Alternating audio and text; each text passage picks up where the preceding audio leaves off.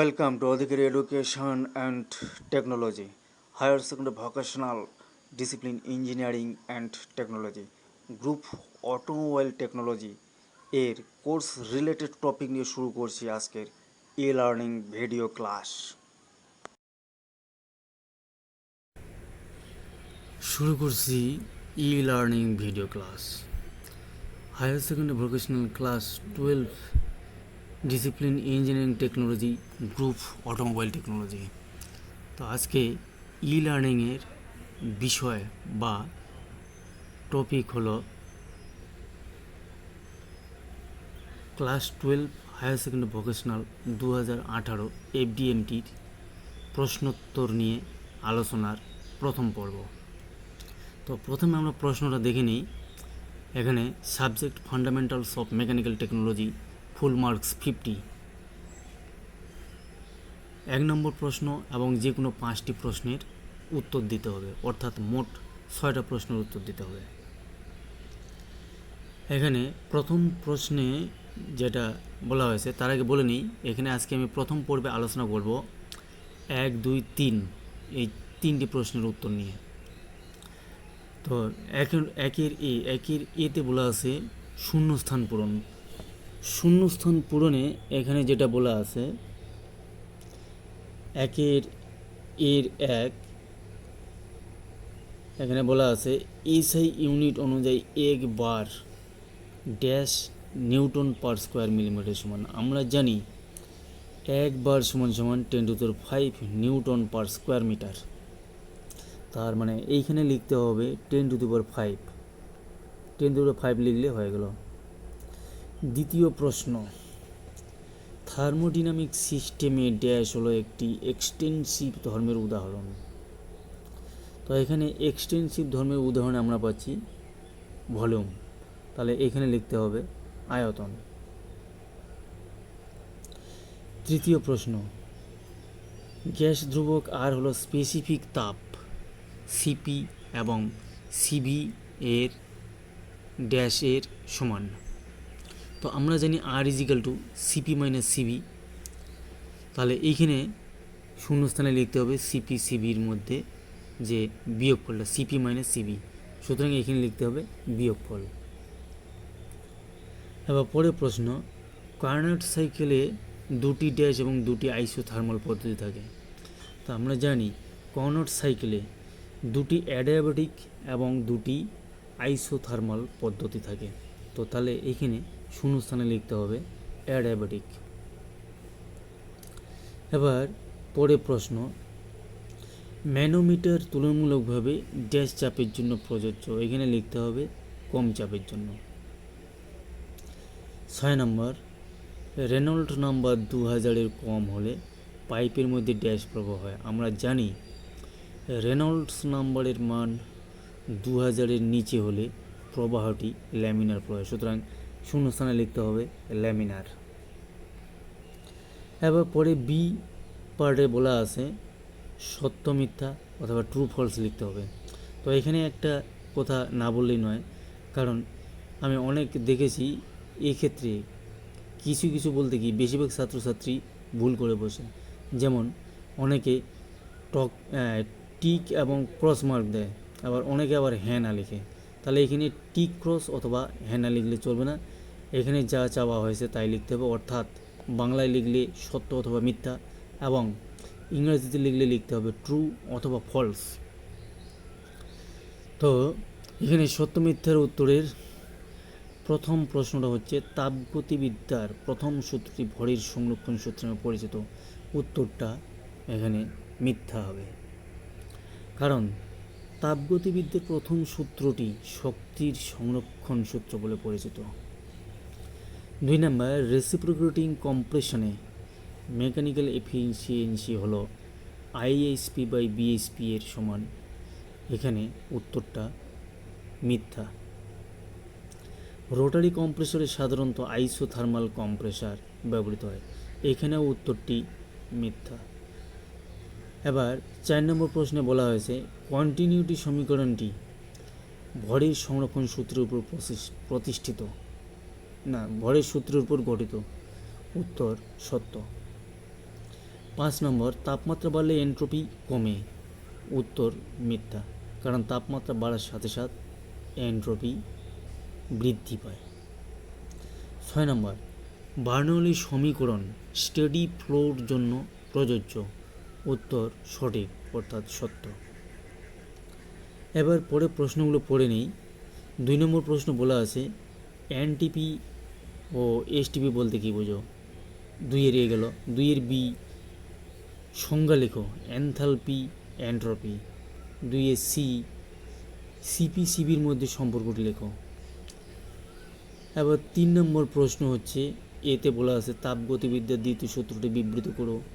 2 B, intensive ও এক্সটেনসিভ ধর্মের দুটি করে উদাহরণ দাও। 3 সি, একটি পাওয়ার প্ল্যান্টে কন্ডেন্সারে ভ্যাকুয়াম প্রেসার 700 মিলিমিটার পার স্তম্ভের সমান এবং ব্যারোমিটার প্রেসার 760 মিলিমিটার পার স্তম্ভের সমান। কন্ডেন্সারের অ্যাবসোলিউট প্রেসার নির্ণয় করো। তো আজকে এই কয়েকটি প্রশ্ন প্রথমে চলে যাই 2 নম্বর প্রশ্নের উত্তরে। তো 2 নম্বর প্রশ্নে উত্তরে যেটা বলা আছে, তো 2 নম্বর প্রশ্নটা আগে পড়ি। 2 নম্বর প্রশ্ন এতে বলা আছে এনটিপি এবং এসটিপি বলতে কী বোঝো? তো প্রথমে এনটিপি। এনটিপির পুরো নাম হলো নর্মাল টেম্পারেচার অ্যান্ড প্রেশার। তো এখানে নর্মাল টেম্পারেচার বলতে বোঝানো হচ্ছে 25 ডিগ্রি সেন্টিগ্রেড তাপমাত্রাকে, এবং নর্মাল প্রেশার বলতে বোঝানো হচ্ছে 760 মিলিমিটার পার স্তম্ভের চাপকে। তো এনটিপিতে যে কোনো গ্যাসের আয়তন 22.45 লিটারের সমান। এবার এসটিপি। এসটিপির পুরো নাম স্ট্যান্ডার্ড টেম্পারেচার অ্যান্ড প্রেশার। এই ক্ষেত্রে স্ট্যান্ডার্ড টেম্পারেচার বলতে বোঝানো হচ্ছে 0 ডিগ্রি সেন্টিগ্রেড তাপমাত্রাকে, এবং স্ট্যান্ডার্ড প্রেশার বলতে বোঝানো হচ্ছে 760 মিলিমিটার পার স্তম্ভের চাপকে। তাই এসটিপিতে যে কোনো গ্যাসের আয়তন 22.4 লিটার। এবার 2 বি নম্বর প্রশ্ন, এখানে বলছে সংজ্ঞা লেখো এনথালপি এন্ট্রপি। তো প্রথমে এনথালপির সঙ্গে যাই। এনথালপি কোনো পদার্থের একক মৌলকে তরল অবস্থা থেকে কঠিনে বা কঠিন থেকে তরলে পরিণত করতে প্রযুক্ত বা নির্গত মোট তাপশক্তির পরিমাণকে বলা হয় এনথালপি। অর্থাৎ এনথালপি বলতে বোঝাচ্ছে মোট তাপকে। এবার গাণিতিকভাবে যদি আমরা যাই, এবার এনথালপিকে যদি আমরা এইচ ধরি, তাহলে কোনো সিস্টেমের আভ্যন্তরীণ শক্তি ইউ এবং এর সহিত সিস্টেমের আয়তন ও চাপের গুণফলের সমষ্টিই হচ্ছে এইচের সমান। অর্থাৎ ম্যাথমেটিক্যালি বলা যায় H equal to U plus PV. এখানে ইউ হচ্ছে ইন্টারনাল এনার্জি, পি হচ্ছে সিস্টেমের চাপ, ভি হচ্ছে সিস্টেমের আয়তন। এবার চলে যাই এন্ট্রপি। কোনো সিস্টেমের শোষিত বা বর্জিত তাপকে যে তাপ দ্বারা ওই তাপ শোষিত বা বর্জিত হয় তা দিয়ে ভাগ করলে একটি থার্মোডিনামিক ফাংশন পাওয়া যায়, যাকে বলা হয় এন্ট্রপি। তো আরেকবার পড়ে নিই। কোনো সিস্টেমের শোষিত বা বর্জিত তাপকে যে তাপমাত্রায় ওই তাপ শোষিত বা বর্জিত হয় তা দিয়ে ভাগ করলে একটি থার্মোডিনামিক ফাংশন পাওয়া যায়, যাকে বলা হয় এন্ট্রপি। এবার যদি আমরা এখানে শোষিত বা বর্জিত তাপ সমান সমান ডিকিউ, তাপমাত্রা সমান সমান টি, এন্ট্রপি সমান সমান ডিএস ধরি, তাহলে ম্যাথমেটিক্যালি বলা যায় ডিএস ইজিক্যাল টু, অর্থাৎ এন্ট্রপি সমান সমান ডিকিউ বাই ডিটি। এবার এন্ট্রপির আরেকটি বিকল্প সংজ্ঞাও দেওয়া আছে। তো বিকল্প সংজ্ঞা বলা হয়েছে কোনো সিস্টেমের এন্ট্রপি হলো সিস্টেমের এমন একটি গতীয় অবস্থার পরিমাপক যা সিস্টেমের মধ্যেকার কণাগুলির বিশৃঙ্খলার পরিমাপক। অর্থাৎ সোজা ভাষায় যদি আমরা প্রকাশ করতে চাই, সোজা সোজা ভাষায় যদি প্রকাশ করি তাহলে বলা যায় এনট্রপি হলো যে কোনো সিস্টেমের বিশৃঙ্খল অবস্থার পরিমাপক। এবার পরের প্রশ্ন 2 সি। 2 সিতে বলা হয়েছে সিপি এবং সিবির মধ্যে সম্পর্কটি লেখো। তো সিপি সিবির মধ্যে সম্পর্কটি হচ্ছে সিপি মানে সিবি সমান সমান আর। এখানে সিপি হলো স্থির চাপে আপেক্ষিক তাপ এবং সিবি হলো স্থির আয়তনে, সিবি সমান সমান স্থির আয়তনে আপেক্ষিক তাপ এবং আর হচ্ছে সার্বজনীন গ্যাস ধ্রুবক। এবার 3 নম্বর প্রশ্নে চলে যাই। 3 নম্বর প্রশ্ন এতে বলা আছে তাপগতিবিদ্যার দ্বিতীয় সূত্রটি বিবৃত করো। তাপগতিবিদ্যার দ্বিতীয় সূত্র: বাইরের কোনো শক্তির সাহায্য ছাড়া শীতল বস্তু হইতে উষ্ণ বস্তুতে তাপ নিজের থেকে প্রবাহিত হতে পারে না। এটাই তাপগতিবিদ্যার দ্বিতীয় সূত্র। তো এক্ষেত্রে একটু আলোচনা করে নেওয়া যায়। যেমন সাধারণ অবস্থাতেই উচ্চতর তাপমাত্রার বস্তুর থেকে নিম্নতর তাপমাত্রার বস্তুতে তাপ স্বতঃস্ফূর্তভাবে প্রবাহিত হয়, কিন্তু কখনো কোনোভাবে নিম্ন তাপমাত্রার বস্তুর থেকে উচ্চ তাপমাত্রার বস্তুতে তাপ প্রবাহিত হতে পারে না। তো এক্ষেত্রে শর্ত হচ্ছে নিম্ন তাপমাত্রার বস্তুর থেকে তাপ উচ্চ তাপমাত্রার বস্তুতে স্থানান্তরিত করতে গেলে বাহ্যিক কার্য সম্পন্ন করতে হবে, অর্থাৎ হিট পাম্পের প্রয়োগ করতে হবে।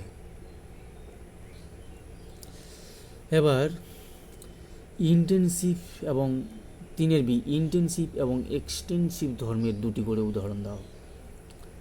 তো প্রথমে আমাদের জানতে হবে ইন্টেনসিভ ধর্ম হলো একটা আভ্যন্তরীণ ধর্ম, অর্থাৎ যা কোনো বস্তুকে যদি আমরা টুকরো টুকরো করি তাহলে ইন্টেনসিভ প্রপার্টির পরিবর্তন হয় না।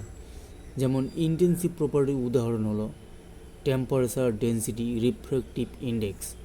তো এই ক্ষেত্রে যেমন একটা কাঁচকে যদি আমরা টুকরো টুকরো করি তাহলে কাঁচের টুকরোগুলি যদি আমরা যে কোনো টুকরোর রিফ্র্যাক্টিভ ইন্ডেক্স যা হবে তা মূল কাঁচের রিফ্র্যাক্টিভ ইন্ডেক্স দুটোই একই হবে। এক্সটেনসিভ প্রপার্টি বলতে বোঝাচ্ছে আভ্যন্তরীণ বাহ্যিক গুণাবলী। এক্ষেত্রে উদাহরণ হচ্ছে ভর এবং আয়তন। তো বাহ্যিক গুণাবলী হচ্ছে কোনো বস্তুকে ভেঙে ফেলার পর প্রত্যেকটা টুকরোর বাহ্যিক গুণাবলী বের করে সেগুলোর সমষ্টি যদি আমরা বের করি তো সেই সমষ্টিগুলি মূল বস্তুটির বাহ্যিক গুণাবলীর এক্সটেনসিভ প্রপার্টির সমান হবে।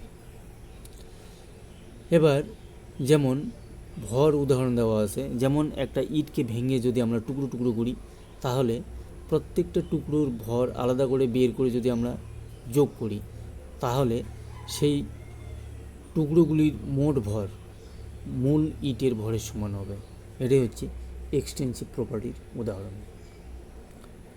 আবার 3সিতে বলা হয়েছে একটি পাওয়ার প্ল্যান্টে কন্ডেন্সারের ভ্যাকুয়াম প্রেসার 700 মিলিমিটার পারস্তম্ভের চাপের সমান এবং ব্যারোমিটারের চাপ 760 মিলিমিটার পারস্তম্ভের সমান। এখানে কন্ডেন্সারের অ্যাবসোলিউট প্রেসার নির্ণয় করতে হবে। তো এখানে আমরা এই ফর্মুলাটিকে ব্যবহার করব। Absolute pressure equal to atmospheric pressure plus minus gas pressure. তো এখানে প্লাস চিহ্নটি নেব যদি গ্যাস প্রেসার পজিটিভ হয় এবং মাইনাস চিহ্নটি নেব যদি গ্যাস প্রেসার নেগেটিভ হয়। এবার গ্যাস প্রেসার পজিটিভ এর অর্থ হলো গ্যাস প্রেসার অ্যাটমসফেরিক প্রেসারের চেয়ে বেশি এবং গ্যাস প্রেসার নেগেটিভ হওয়ার অর্থ হলো গ্যাস প্রেসারের মান অ্যাটমসফেরিক প্রেসারের নিচে থাকবে।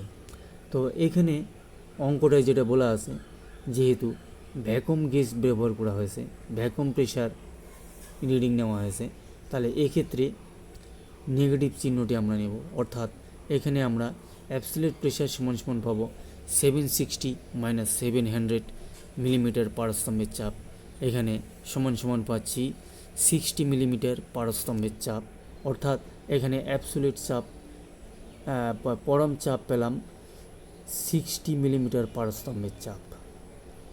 তো আজকে 3 পর্যন্ত সবগুলো প্রশ্নের উত্তর আলোচনা করা হয়ে গেল।